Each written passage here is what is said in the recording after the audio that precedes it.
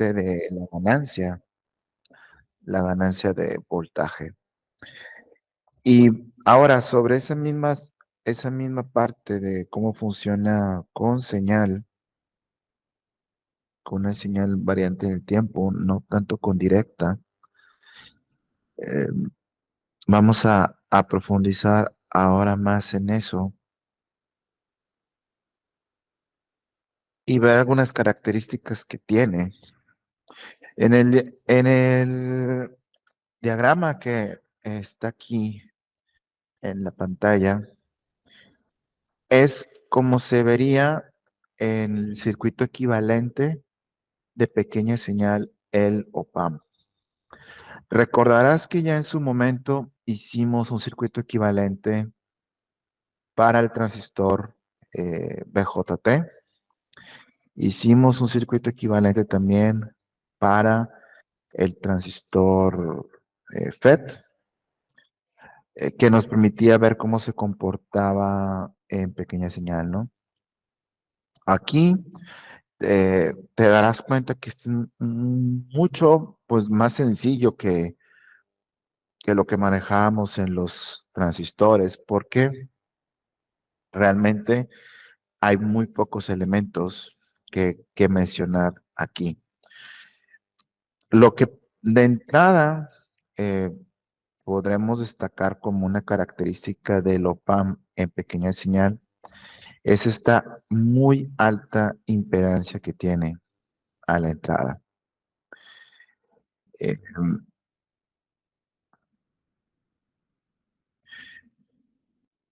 eh, de hecho, aquí te lo pongo en modo de texto. El hecho de que las entradas VI1 y VI2 que aparecen del lado izquierdo, acá,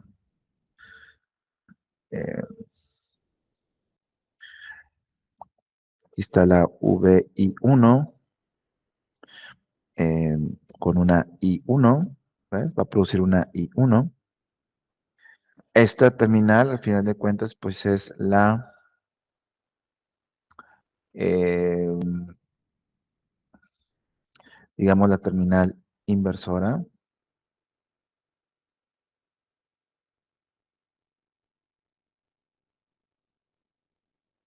Del otro lado tendríamos la terminal no inversora. Pero observa que como la impedancia de entrada es muy alta, o sea, entre esta terminal y la salida que aparece de este lado, la salida que es esto, entre esta terminal y la salida no hay continuidad, está completamente desconectado. Está completamente desconectado de aquí a aquí, no hay ninguna continuidad. Tampoco hay una continuidad entre esta línea y algún otro circuito acá, no hay. Esto se debe a que por la forma como está construido el OPAM, internamente la impedancia del transistor es muy alta. La ZI del amplificador operacional tiende a infinito, tanto para la terminal inversora como para la terminal no inversora ocurre igual. Entonces, como consecuencia de que tengan una impedancia muy alta, su corriente de entrada es cero. Entonces, vamos a marcarlo aquí. Como la impedancia de entrada es muy alta, entonces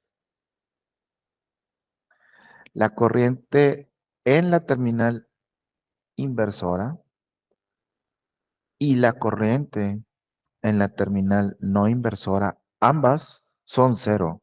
O sea, esto es por construcción del OPAM. Esto va a ser siempre cierto y va a ser una situación que vamos a aprovechar más adelante en el análisis de los problemas. eh, la impedancia interna que tiene hace que las corrientes de señal al OPAM sean cero, ¿ok? Tanto la corriente inversora como la no inversora. Luego, la salida, que estaría aquí,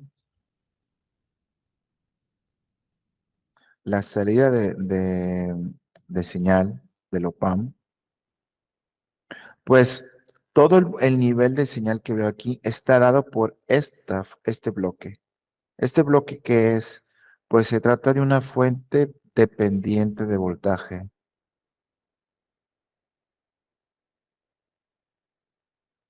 Fuente dependiente de voltaje. Esto quiere decir que el voltaje que yo me encuentro aquí a la salida, VO, depende de los parámetros de entrada. Y de hecho, el valor de voltaje que me va a entregar esta fuente, pues está dado por delta V, por V, en este caso, VI2 menos VI1. O usando la nomenclatura de inversora, no inversora, pues sería delta V que multiplica a VP menos VN. ¿Sale? Eso es lo que tenemos a la salida. Entonces tenemos esos elementos como los más significativos de ver un OPAMP en pequeña señal. No lo olvides. El principal es impedancia de entrada muy alta, como lo que ocurría con los FET, ¿te acuerdas? ¿Y qué decíamos con los FET? Como la impedancia es muy alta, entonces la corriente que entra es cero. Y te acuerdas que siempre hacíamos IG igual a cero, IG igual a cero, siempre. Bueno, aquí lo mismo. Las corrientes, en este caso dos, las corrientes que entran al OPAM siempre son cero. Esa es la primera característica. Y la segunda es que el voltaje de salida depende de la diferencia de las entradas, que es la fórmula que ya habíamos mostrado en la sesión anterior. Bien, estas son dos situaciones muy importantes que caracterizan al OPAM, pero no es la única que podríamos señalar como una diferencia contra lo que teníamos con BJTs. Aquí hay otra diferencia eh, que también eh, le da ventajas a un amplificador con OPAMs contra un amplificador contra transistores. Es la siguiente. Si recuerdas, cuando vimos los diferentes tipos de amplificadores con transistores, en todos ellos aparecían capacitores, ¿no es cierto? En todos los amplificadores teníamos por lo menos dos capacitores. Por ejemplo, cuando hablábamos de los circuitos amplificadores con BJT, pues teníamos capacitores a los que llamábamos capacitores de acoplo, que eran CI, CO y CE. ¿Recuerdas? Por lo menos dos, en ocasiones tres.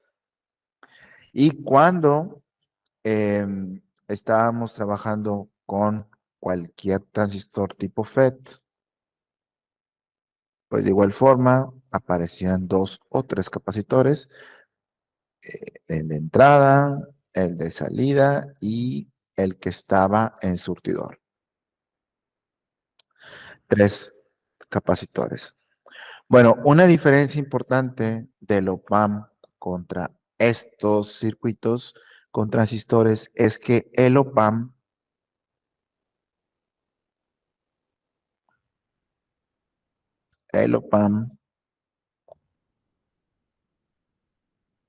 no necesita, no necesita ningún tipo de capacitor de acoplo. No lleva capacitores de acoplo el OPAM.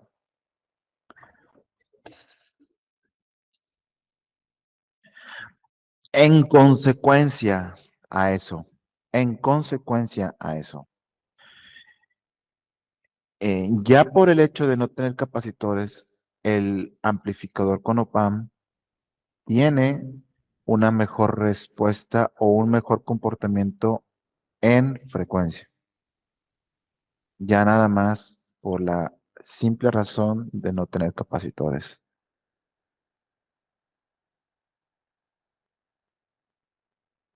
¿A qué se debe esto? Bueno, porque los capacitores tienen un efecto negativo a baja frecuencia. ¿Recuerdas que lo platicamos? Em, Entre más baja sea la frecuencia, más el impacto del capacitor. Y esto es normal, se deduce de la misma ecuación de la reactancia capacitiva. Recordarás que la reactancia capacitiva de vaya redundancia, de un capacitor, cuando está en una señal variante en el tiempo, se calcula con XC es igual a 1/2πfc. Y entonces, si en esta ecuación, por ejemplo, tomamos un valor de un capacitor típico de amplificadores, digamos un capacitor de 47 micros, un valor típico, pero lo operamos a 1 kHz, la señal a 1 kHz.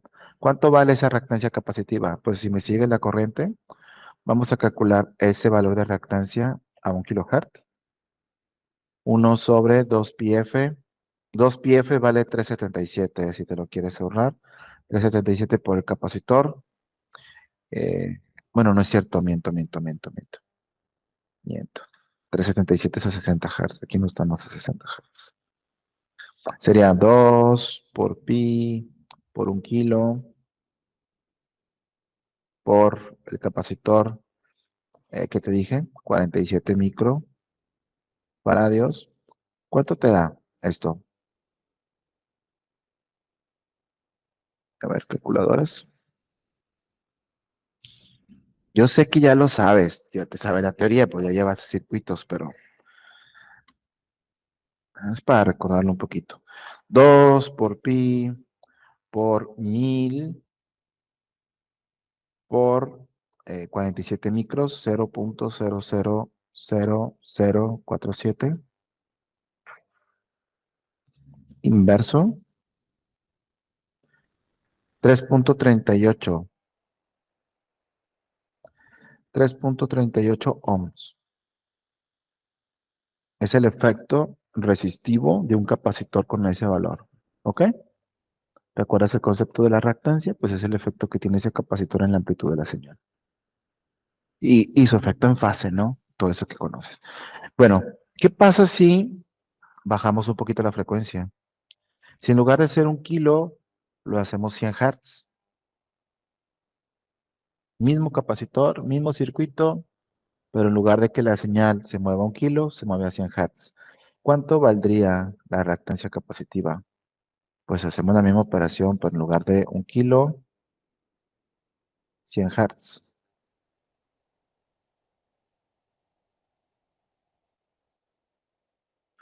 Vamos a ver. 2 por pi por 100 por 0.000047.86 ohms. Bien. Fíjate cómo aumenta la magnitud. Quiere decir que tiene un impacto mayor en la amplitud. Es como si pusieras una resistencia más grande. No, baja la amplitud. Último ejemplo. ¿Qué pasa si la señal estuviera a 10 Hz? ¿Cuánto mide la reactancia de ese capacitor? 2pi por 10 por 47 micros faradios. Fíjate que es igual, mismo capacitor. A ver, 2 por pi por 10 por 0.000047 inverso, pues van a ser 338.63, ¿no? Ohms. ¿Te das cuenta? Y conforme vas bajando la frecuencia, si tú lo aproximas a cero,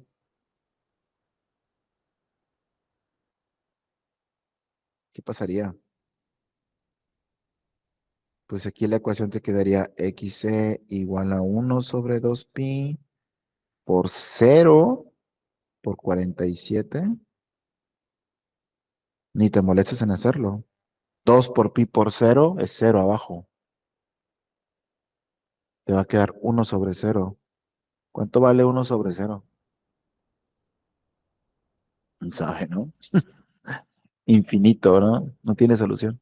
Te va a dar error la calculadora. Esto no tiene solución. Realmente esto tiende a infinito. ¿Ves? Es decir, no hay, desde que hay un capacitor involucrado en el circuito de electrónica, desde que hay un capacitor involucrado, no existe comportamiento, no hay ganancia. Si vamos a ponerlo en esta gráfica, donde grafiquemos aquí frecuencia y acá ganancia del amplificador. Si yo me voy con este comportamiento, voy a obtener algo así en el caso de los transistores. Voy a tener a ciertas frecuencias la mejor ganancia de voltaje, pero luego conforme me vaya acercando a cero, va a llegar un punto en el que fíjate cómo crece exponencialmente la reactancia. Así que voy a tener esto. Poco a poco va a ir bajando hasta que mi ganancia sea cero. Cuando la frecuencia sea cero, la ganancia del circuito es cero. Y este efecto que ves aquí, que baje la calidad del circuito conforme la frecuencia se va acercando a 0 Hz, ese efecto se debe a los capacitores.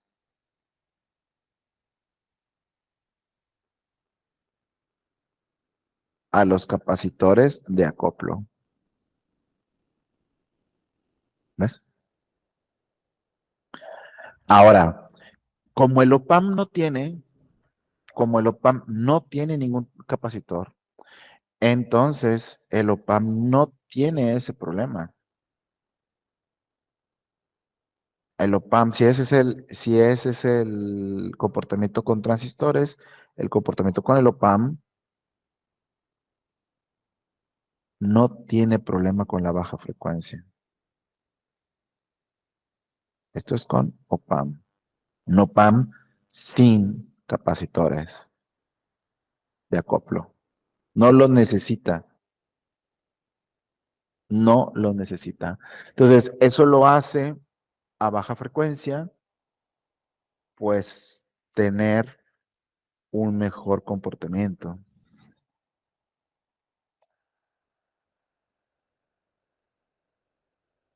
¿Ok? Así como hay una razón para perder ganancia a bajas frecuencias, hay también factores que me producen el mismo efecto a alta frecuencia. En alta frecuencia,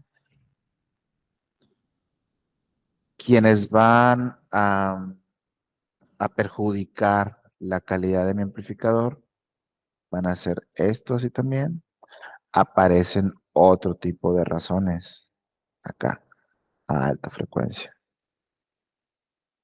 ¿Como cuáles? Acá a alta frecuencia, pues aparecen capacitancias parásitas, que es el efecto Miller, aparece ruido térmico, aparece ruido magnético, aparecen otros elementos que también van a producir que a partir de cierta frecuencia baje, baje el rendimiento de mi amplificador. ¿Ok? Bueno, ese comportamiento en altas frecuencias, el OPAMP también lo tiene. De ese sí el OPAMP pues no se salva, ¿ok? Lo sigue teniendo, pero eh, a bajas frecuencias sí hay una diferencia importante. Por esa razón se dice que un circuito con OPAMP tiene un mejor ancho de banda. Ese término lo hemos escuchado antes, ¿no? ¿A qué nos referimos con un ancho de banda? ¿O con qué lo asocias? Casi siempre con calidad, ¿no? A veces cuando hablan de, por ejemplo, señales de televisión o cosas así, dicen, no, mayor ancho de banda, más información, más calidad, cosas por el estilo. Bueno, en parte tiene que ver, porque el ancho de banda, ya más técnicamente hablando, El ancho de banda tiene que ver con este rango de frecuencias. En el término en inglés es BW, bandwidth, ancho de banda, BW. Es el ancho de bandas en el que el amplificador tiene un buen comportamiento. Y entonces el ancho de banda de un amplificador con op-amps es considerablemente mejor que el de uno con transistores. ¿Sale? El concepto de ancho de banda y el comportamiento en la frecuencia es un concepto muy utilizado en electrónica y en comunicaciones. Todos los materiales, todos los circuitos, las máquinas, tienen ancho de banda, tienen un ancho de banda. Por ejemplo, vamos con algo, digamos, eh,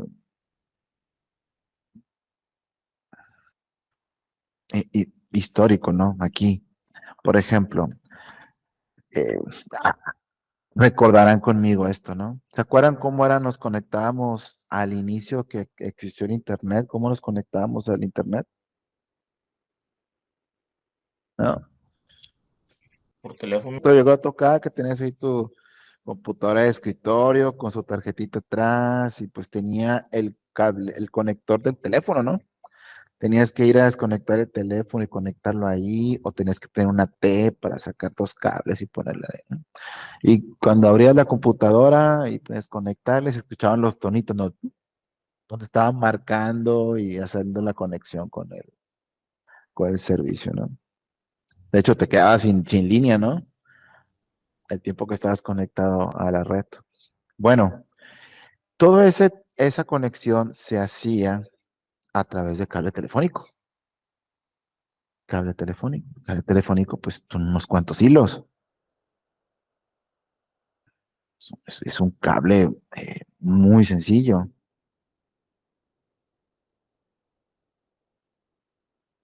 Y ese cable telefónico tiene un ancho de banda. Tiene un ancho de banda. Es decir, yo puedo montar señales, puedo mandar señales por allí, variantes en el tiempo, como la conexión a Internet, en este caso es cuadrada, son pulsos, con un cierto frecuencias, una cierta frecuencia mínima, una cierta frecuencia máxima, como lo que estamos viendo aquí. De tal forma que esto tiene un ancho de banda, un cierto ancho de banda. Bien, así estuvimos, estábamos limitados a velocidades, creo que lo más alto que llegamos en teléfono, ¿qué fueron? 120 kbps, kilobytes por segundo, una cosa así. Luego que descargaba una canción de 3 megas en, no sé, 6, 5 horas, por ahí. Eh, la cosa tardaba más de lo que hoy en día, ¿no? Hoy las escuchas en tu Spotify, en streaming, sin pérdida alguna, ¿no? Una tras otra. Las películas, en aquel entonces ni de chiste, ibas a ver algo así. Después que viene el coaxial, ¿no? El coaxial, ¿qué es el coaxial? Pues es un conductor con mejores propiedades, con un plástico que lo aísla y luego va blindado. Yo creo que todos hemos abierto alguno. Va blindado, tiene un blindaje, una malla que protege la información, protege la señal, evita que entre campo magnético, salga campo magnético de ahí. Y de hecho el blindaje es la misma tierra. ¿Qué ventajas me ofrecía? Bueno, pues toda ese tipo de forma como estaba armado el cable coaxial me daba un ancho de banda muchísimo mayor que el cable telefónico. ¿Durante cuánto tiempo no estuvimos viendo televisión? todos los servicios de televisión de paga, cablevisión, etcétera, un cable coaxial. Y al mismo tiempo internet. A la fecha, ¿no? Hasta no hace mucho. Hasta no hace mucho. ¿Qué viene después? Pues fibra óptica, ¿no? Es en lo que estamos ahorita.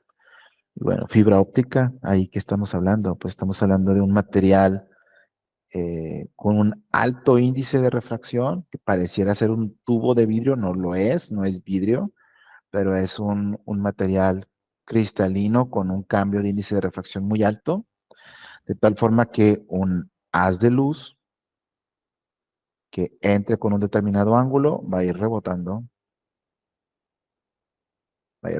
la luz a lo largo de toda la fibra. Si esa entra a cierto ángulo, la luz tiene un espectro de frecuencia muy alto. Más aún, tú puedes meter más de un rayo de luz. A lo mejor este es para voz, y aquí metes los pulsos de la voz de alguien, pero puedes acomodar otro rayo que entre a una frecuencia distinta, otro color de luz, y que vaya rebotando de otra manera, que no se empalmen, y mandas otra señal por la misma fibra óptica. Si a eso le agregas que cada fibra óptica mide mucho menos que un cabello humano, es una tirita. Y en un cable de fibra óptica, realmente lo que tú ves, es una fibra óptica, ¿sí? Realmente lo que tú estás viendo ahí son un montón de fibras ópticas allá adentro. Entonces, pues estás viendo un superconductor de señal, ¿no? Ancho de banda. ¿Qué es lo que hace mejor a uno que el otro? El ancho de banda. El poder meter frecuencias más altas y más bajas me permite poder mandar más información, y el mandar más información hace que pueda transmitir datos, videos, etcétera, de forma más rápida, de forma más rápida. Piénsalo de esta manera, mira, no es que la electricidad aquí, un pulso eléctrico, se transmita más rápido en un coaxial que en un cable telefónico. Es conductor, a fin de cuentas, ¿no? Es conductor. Entonces, ¿cuál es la diferencia? Pues la diferencia es que aquí yo mando solamente algunos cuantos al mismo tiempo. Acá mando cientos, acá mando millones simultáneamente. Y entonces, pues acabas más rápido, ¿no? Es como si le quisieras mandar la tarea a un compañero, y si fuera por cable telefónico le mandaras letra por letra, ¿no? A, B, y te la llevas. Fuera con fibra óptica le mandas todo el archivo completo. O sea, le mandas mucha información de un jalón porque puedes montarlo. Recuerda que aquí la frecuencia es clave, muchachos. Tú puedes transmitir en un mismo conductor señales siempre y cuando sean de diferente frecuencia. Y si eso ocurre, no tienes problemas con la señal. Me regreso a la historia de los teléfonos. La frecuencia es muy importante en electrónica, muy importante en comunicaciones. En un mismo cable de teléfono, no era un cable de teléfono para cada, o sea, el mismo cable de teléfono podías transmitir varias conversaciones, ¿eh? Eso se llama multiplexarlo, ¿sabes? ¿Has oído el término? Si, por ejemplo, digamos, sacamos el espectro, grabamos la voz de Guillermo, sacamos su espectro. El espectro de voz de Guillermo se ve así, ¿no? Por decir un caso, ¿vale? En el tiempo. Sacamos el espectro de voz de Gabriel, ¿no? Pues, a ver, Gabriel, habla. ¿Cómo se ve la voz de Gabriel? Pues su espectro sería tal vez algo así. No, quería ponerlo en otro color. Están hablando al mismo tiempo, se hace una cosa así. No sé, la de Adrián. No, pues están hablando al mismo tiempo, se ve algo así. ¿Se entiende algo? No se entiende nada. Si yo le mando a alguien las tres al mismo tiempo y tú no, pues aquí las reconozco porque van en diferente color, no se entiende nada. De la misma manera como si yo tuviera a los tres en un mismo lugar, hablando al mismo tiempo, mismo volumen, se te pierden. ¿Ok? Si yo quiero mandar las tres conversaciones de ellos en un mismo conductor, en un mismo cable, al mismo tiempo, y recuperarlas sin ningún problema, el truco consiste en cambiarle la frecuencia. Cambiarle la frecuencia. Entonces, lo que se hace es esto, mira, lo que se hace es esto. Ya no lo veamos en tiempo, no lo veamos en tiempo, veámoslo en frecuencia, ¿ok? Tomamos la voz de Guillermo y la vemos en frecuencia. Bueno, la voz de Guillermo tiene este comportamiento en frecuencia. La voz de Gabriel, una voz así más grave, pues tiene un comportamiento así, ¿no? Cada quien tiene su propio marca de voz, ninguna es igual. Por eso existen los sistemas de reconocimiento de voz. Ninguna marca es igual, ninguna mancha es igual. Y el lugar donde se empalman las tres, ese lugar donde se empalman las tres es esta zona, es el problema, es donde tengo realmente problema. Para separarlas y mandarlas todas al mismo tiempo, entra en un sistema que se llama multiplexer. ¿Y qué va a hacer? Pues le asigno una portadora a cada uno. Entonces, por ejemplo, la de Guillermo la dejo en paz, la dejo allí. La de Gabriel la multiplico por dos veces una portadora y la muevo aquí. La de Adrián la multiplico por tres veces una portadora y la pongo aquí a diferentes frecuencias. Frecuencia uno, frecuencia 2, frecuencia 3. Y así te vas hasta mandar N conversaciones al mismo tiempo. Cuando yo le mande esto al teléfono receptor, al celular que está recibiendo la llamada, lo único que tiene que saber es qué frecuencia trae para ir y buscarla a esa frecuencia. No van a estar juntas, se pueden recuperar perfectamente. Esto es multiplexear la señal y todo esto está basado en la frecuencia. La frecuencia es muy importante.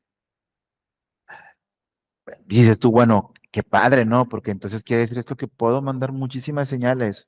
De hecho, sí, es la forma como se hacen las comunicaciones. En un mismo conductor van muchísimos datos. Tú ves un cable, pero si lo ves en señales, pueden ir 20, 30, 40 señales en un mismo cable. ¿Alguna vez escuchaste esto que querían hacer de meter en el cableado eléctrico internet? ¿Alguna vez lo viste eso? Técnicamente se puede, sin problemas. Comi- Se podría hacer. ¿A qué funciona, a qué frecuencia funciona corriente alterna? 60 60. Hz. ¿Qué frecuencias funcionan las cosas de internet? Muchísimas más alta, muchísimas más alta. Yo puedo tener en el mismo cable la señal eléctrica y acá puedo tener la otra. Mientras estén en frecuencias distintas, no es ningún problema recuperarlas. Entre más distintas sean, más fácil. Entre más distintas, más fácil. Eh, entonces, eso mismo ocurre aquí, pero ahora a eso es lo que voy con lo del ancho de banda. Uno podría pensar, bueno, entonces quiere decir que yo me puedo ir hasta los valores más altos de frecuencia que a mí se me ocurran sin problemas. No, no. Y teóricamente uno debería pensar que sí. En la práctica no es así. En la práctica, entre más alta frecuencia te vayas, más atenuación tienes. Por ejemplo, radio. ¿Alguien todavía escucha el radio aquí? Y tal vez no, ¿eh? la luz. Pero, por ejemplo, tú agarras el carro en la noche, o en el día, a la que hora, ¿no? Y pues, digamos que vas escuchando radio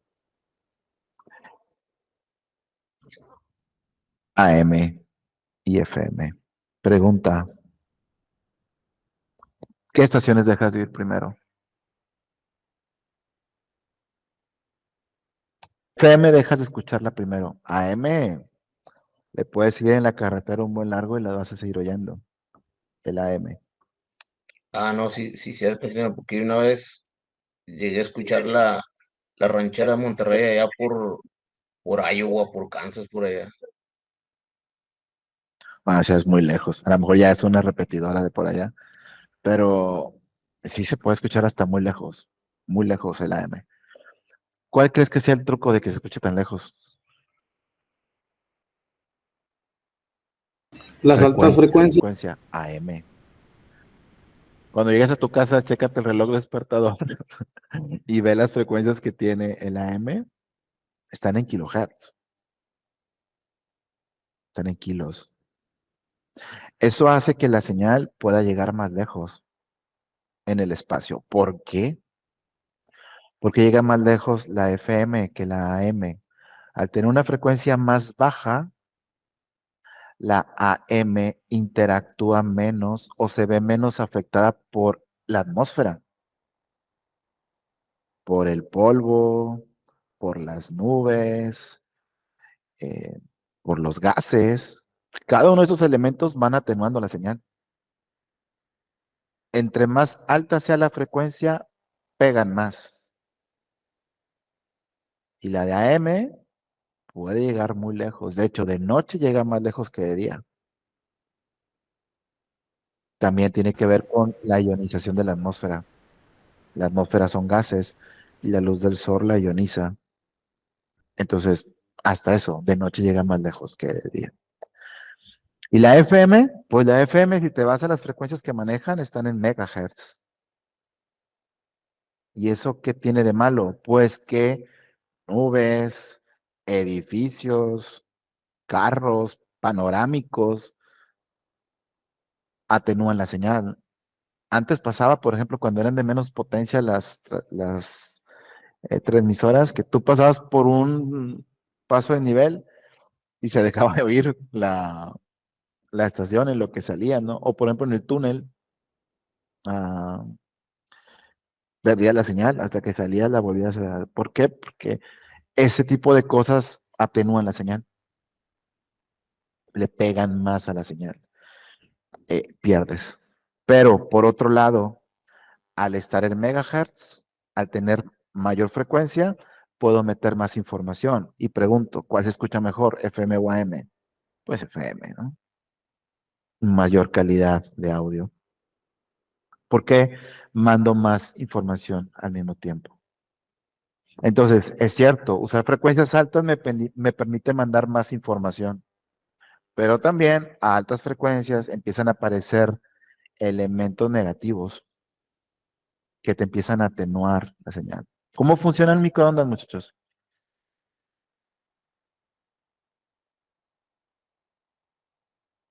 Frecuencia. Es una frecuencia. Es un vibrador. Tú visualiza el microondas que ahí se genera una señal adentro de una muy alta frecuencia. Muy alta frecuencia. Entonces, cuando tú metes allí una papa, por ejemplo, uy, ya para otro color, puse una papa o algo, pues la señal al pasar a través de ella calienta las moléculas, pero es por la frecuencia. Y es una alta frecuencia. ¿Por qué? Porque entre más alta la frecuencia, más reacciona con el medio. Por eso también tiene los selectores yo que sé que nadie los usa, ¿no? ¿Qué quieres calentar? ¿Tortillas o pizza o no sé qué? ¿No te has fijado que tiene ahí? Que ahí los usa, ¿no? Todos, 3 minutos parejo, lo que caiga. O peor, metemos todo revuelto, ¿no? metes comida líquida con sólida, con harina, ¿no? Todo de un jalón para acabar rápido. O sea, todo en la empresa que te dan 5 minutos para comer. Todo. Y luego, ¿qué pasa? Cuando lo sacas, están a diferente temperatura, ¿no? Los frijoles ardiendo acá para morirte y cierta comida fría, como si no lo hubieras metido. ¿Por qué crees que es? Porque cada uno tiene diferente consistencia y reacciona diferente a la frecuencia. Entonces, o peor, sacas el plato caliente y la comida como si nada. Em, Cuando tú juegas con los electores ahí del microondas, pues estás escogiendo la frecuencia. Pues dice que quieres calentar. Ah, pues tortillas, pues te pongo una frecuencia y que funcione mejor para ese tipo de material. Frecuencia, la frecuencia tiene un papel importante, muchachos. En electrónica es fundamental. Y de hecho, en OPAMS vamos a hablar mucho más de frecuencia que de dominio del tiempo.